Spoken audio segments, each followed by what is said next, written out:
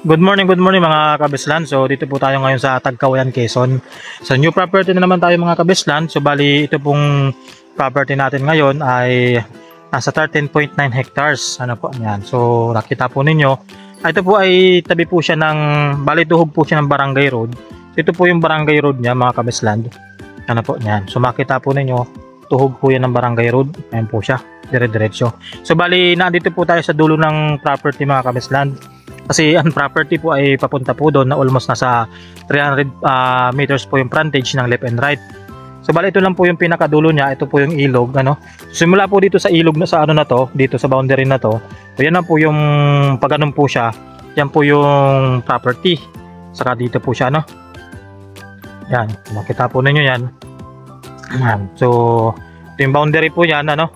So pag ganun po siya. So ngayon mga kabislan, so kung halimbawa kung gusto mo naman na sabihin natin i-develop mo to na paliguan, so pwede rin naman kasi kahit sino naman po yung pwedeng gumamit nitong ilog na to basta sa property mo. Halimbawa for example dito po sa part na to, ito kasi malinaw yan, so nalinisan po yan, so pwedeng ito, pwedeng mong gawing ano po paliguan yan kung sakali. Ano po, napakaganda po ng tubig po dito. So buhay na buhay po yung tubig dito. Yan. So ito pong property mga kabislan ay meron pong nyugan, meron din pong palayan, tapos meron pong ganitong ilog ano. So, bali inuna lang po natin itong dulo. So puntahan din po natin yung mga kabilang kabilang dulo ng property. Parang bukal. And so ito mga kabislan, from Manila po, kung halimbawa doon po kayo mga galing Manila area, so magdadrive lang po kayo ng mga 7 hours ano po. Yan. Tapos from National Highway naman po papunta dito sa property, yun mga 10 to 20 minutes drive po yun mga kabislan. So pasok naman po ang sasakyan dito na even bios, pwede rin naman sa magdaan-daan lang. Ngayon lang po kasi medyo maulan kaya minsan may mga dadaanan tayong mga ganito maputik. Pero ito naman po ay almost nasa 50% yung rough road na ganito. Ano po, so 50% naman yung cemented. Pero pasok pa rin po yung pasok pa rin naman po yung mga bios. So makita mo yung mga kabislan, ang ganda po ng mga dito tanim. Puro mahogany po yan. Ano po?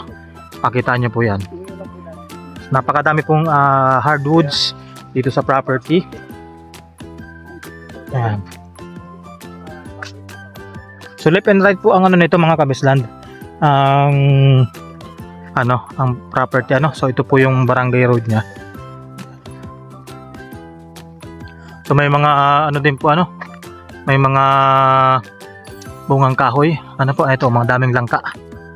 Yan, so daming hardwoods and bungang kahoy for trees. So ito po yung property. Tingnan natin yung ilog po dito. Tingnan natin. So meron po kasing daan dito. Tapos mayroon daw po mat. Yan, ito naman po may mga mangga. Ang ganda po dito mga kabisland. Doon sa unahan po nito, napakaganda rin po ng view doon. Overlooking din siya. Ano po? So ito po siya, napakaganda. Tingnan natin yung kadugsong ng ilog doon. So meron pong mga puno ng kawayan. Ano po, ayan, nakita naman po ninyo. So ito, pag nalinisan po ito mga kabislan, pwede nyong i-develop to talaga ng maging paliguan din. Malinis po ang tubig mga kabislan. Ito po, kung gusto nyo po ay dito sa may part ng property, yan, ito malinisan nyo po yan kasi flatland naman po ito. Yan, matanggal natin itong mga dito, ito po, tapos maharangan natin doon. Halimbawa gumawa lang tayo ng harang po, so pwede na po maging swimming pool to. Ito po siya, malalim din po dito sa part na to mga kabisland. Po, napakaganda. Yan, pwede na pong dito gawing piknikan. So pag summer po, madami na po talaga dito mga naliligo. Po, yan. Ang ganda po dito.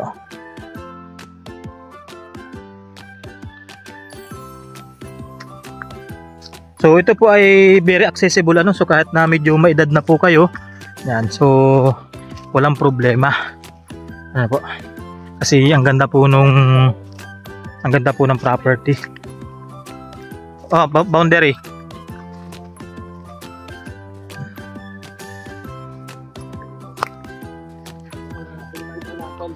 So puntahan po natin ang part na to. So susugin na po natin lakadin na lang natin to para makita nyo. Ayan po, ang daming mga mga hardwoods. May mga batino. So kung halimbawa po familiar kayo sa pag-uuling, so yung mga malitatanggal po natin itong mga puno na hindi naman kailangan pero pwedeng igatong, yun. Pwede man po nating yun.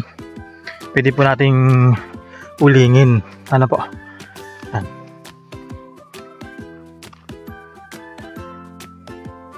Ang ganda po nito mga kabislan. So talagang ito po magandang investment to. Kasi bukod sa may mga meron na pong magandang ilog, pwede nyo i-develop. May taniman ng palay, tapos may nyugan. Yan. So ganito lang po yung kalimitan dito ng mga na daan.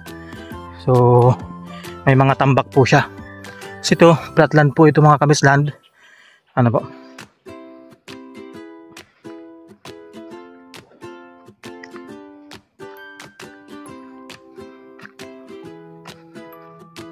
Yan po siya. Left and right po nito mga kabisland ang property. Yan. Ang ganda po nito. So medyo madamo lang po ngayon. So ang nagbebenta po nito mga kabisland ay magkakapatid na. Po? So mana po nila sa magulang nila. Yan Ito po flatland dyan. Ganito siya. Po? So mga ganito naman po yung daan dito mga kabisland. May mga rough road tapos may cemented. Parang malayo, kala mo malayo pero malapit. Kaya ganito po yung kalsada dito, yung daanan dito. So pasok naman ng mga bios po, sasakyan. Napaka po nito mga kabisland May signal din po ng dito, cellphone Yan. So walang problema sa signal ng cellphone. Ang ganda. Sa tubig po mga kabisland, pwede po kayong mag deep well kasi madami naman pong bukal dito sa Quezon Province. Ito po flatland po ito mga kabisland. Pwede kayo dito magbahay o dito rin sa area na to. Po? Yan. Makita po ninyo. Flatland po yan, nakakarabaw grass. Kaya pag nalinisan po ito mga kabisland, mga mga puno na yan, mga kahoy-kahoy na yan, ginawa nyong uling. Ang ganda po nito. Pwede kayo dito maghayupan. Po? Yan Pwede kayo maghayupan dito. Ang ganda. Tapos yun po yung sako po niya na palayan, pupuntahan din po natin. Ang ganda po dito. Yan So yan po, medyo slope po siya ng konti. Tapos pagdating dun sa taas, halos pantayan na naman siya. So 13.9 hectares po ito mga kabisland. Titulado po ito. Po? So ayon po dun sa locator natin, kompleto siya ng papers. So yun lang ang ang pinaka niya. Ito po ay mana ng mga magkakapatid na binibenta na rin nila. So may kanya-kanya na rin po kasi silang buhay. Po? Sa pagdating dito, rough road na naman siya. So ganun po ang dito mga kabislan, sistema ng daan dito. Po? Pero siyempre ang galing po kasi ng governor dito sa Quezon Province. So talagang nila nagagawa nila ng paraan talaga na maayos yung kalsada. So ito po yung niya palayan. Po? So meron siyang palayan po siya. Napakaganda po. Ang layo po ng frontage yan. So left and right po yan mga kabisland Left and right yan. So lahat po yan property. So ito po siya. So yun lang po yung medyo slope area, itong part na yan. Po? Pero po yan, nakakarabaw grass yan. Kaya yung paghahayupan, kambing, kabayo, baka, ano po, kalabaw. So pwede. So manukan po ha, pwede rin po dito. Ano? Kaya napakaganda. So yan oh, titingnan natin. Ganito po siya ano, pagkalibaw na linisan din oh. So akitin natin itong nandito para makita nyo din. So lahat po ng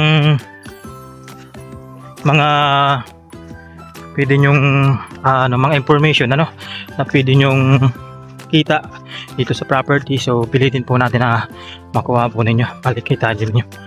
Yan. So ito po ano, ganito siya oh. Ang ganda niya.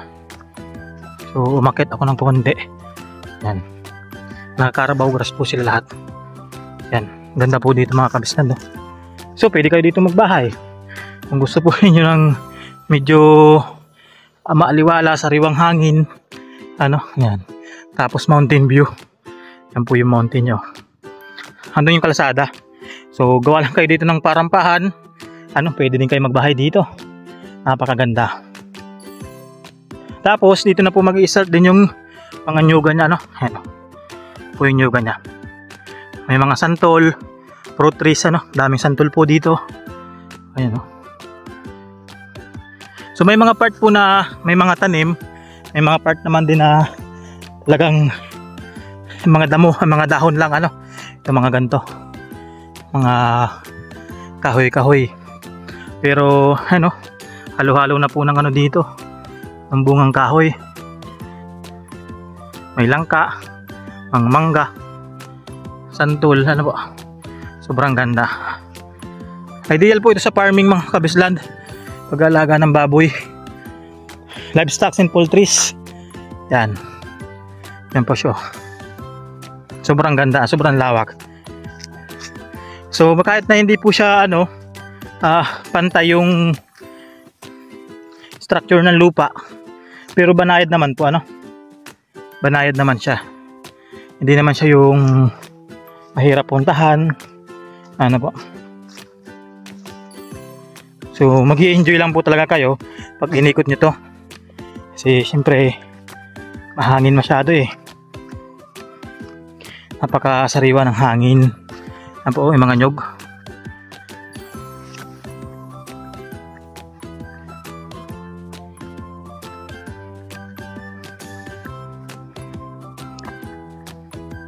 So mabalik po tayo sa ano, sa kalsada. So itong video, no, dinrediretso ko na itong video mga kabaslan, din ako nag-cut para at least talagang makita nyo na yung ganda nitong property. So kahit na nasa malayong lugar po kayo, OFW kayo, tatrabaho po kayo sa ibang bansa, so ma-appreciate nyo po yung ganda nitong property natin. Yan po siya. Panluksoy na lang natin to. Yan. Yan, ito po ano, kasako pa po yun ng property mga kabisland. Yan. Palayan na yan. Yan po yung part ng nyugan din. Ano po? Ganda.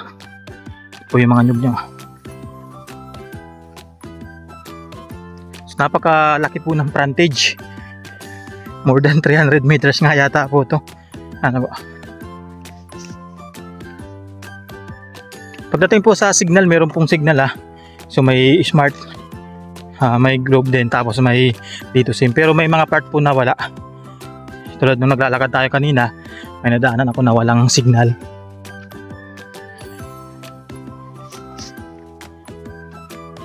Sa kuryente, so meron naman po. Yan o, meron pa rin po ditong ilog. Yan o, yan. Sapa po yan, ilog yan o. Tapos dito na sila kumukuha din ng ano, inumin tubig. Ano, so loob pa po yan ang property. So itong hose na to, papunta po yan doon sa kabahayan. Padiretso po yan dito. Ano po. So palabas po siya. So dito na po sila kumukuha ng tubig yung mga tao po dito. Ano. Malinis naman po yan. So, ganyan din po yung iniinuman namin sa Bicol. So napaka fresh po ng tubig. So meron din po siyang ganitong area oh. Ito may mga ito po siya. Akitin po natin.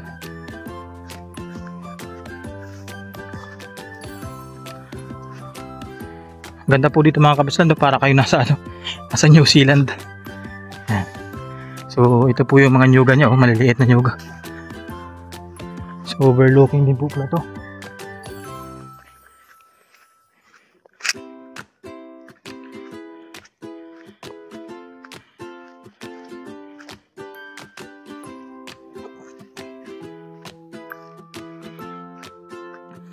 Yan.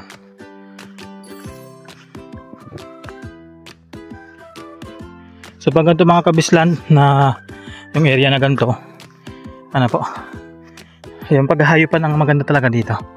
Kasi dati daw po itong alagaan ng manok na panabong. Yan o. Kaya ganito po siya, itong area na to.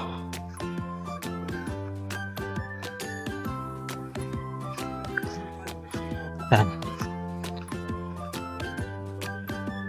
Overlooking mga kabislan do. Ganda. Yan siya.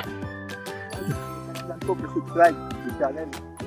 Yan. Sa mga hindi pa nakasubscribe sa akin, subscribe mo lang Farm Lot by Biyaherong Gala. Ganda po dito mga kabislan do. Mountain view. Ano po? Yeah. Ito po yung doon po bali nag-start yung property. Sa part na doon, sa baba. Naroon po yung linya ng kuryente pag ganun. Kasi ito po mga kabahayan na yan. So hindi po kayo mag-worry na na dulo na yung property. Nandun po yung kabahayan. Ano po? Ang ganda po niyan. Ito po may mga puno po ng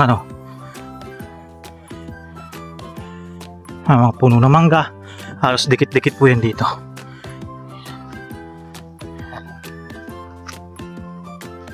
Ganda po dito. Napakasariwa ng hangin. Ito po mangga to.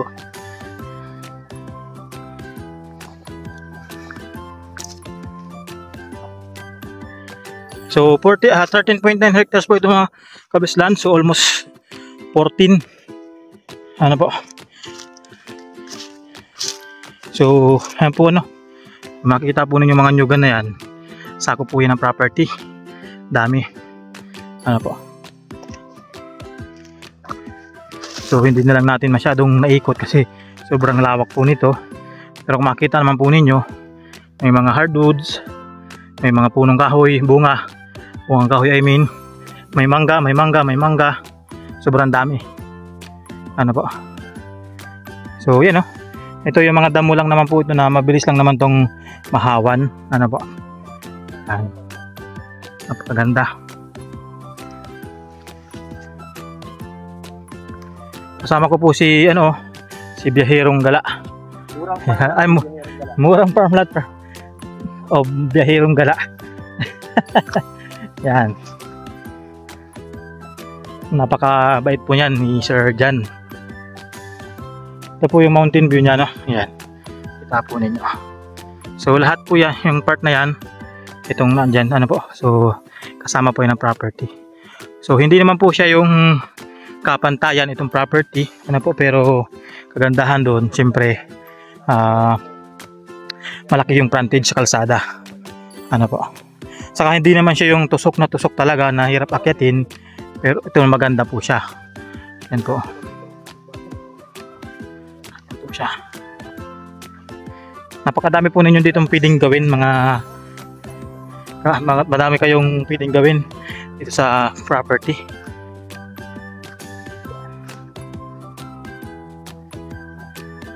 So itong bungad lang na po ito ang halos wala namang masyadong tanim, pero yung looban daw po nito sobrang dami. So meron nga po doon meron po nag-uuling saka kopra, po.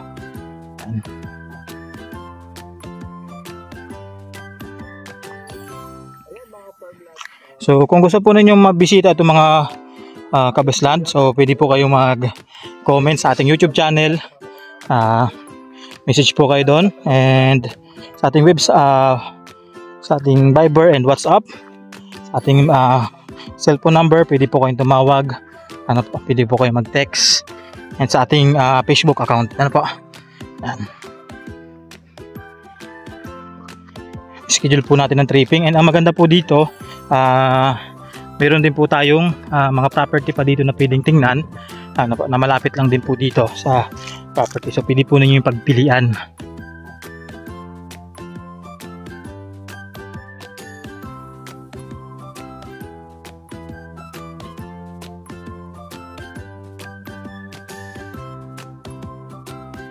Yan. So, hanggang dito na lang po tayo mga kabisland. Ano po? So, kung meron lang po ako hindi nasabi, information, so pwede po kayo mag-message sa akin. Tanong nyo lang po sa akin. Sasagutin ko naman po yon. And, yun. So, ingat po palagi mga kabisland. God bless po.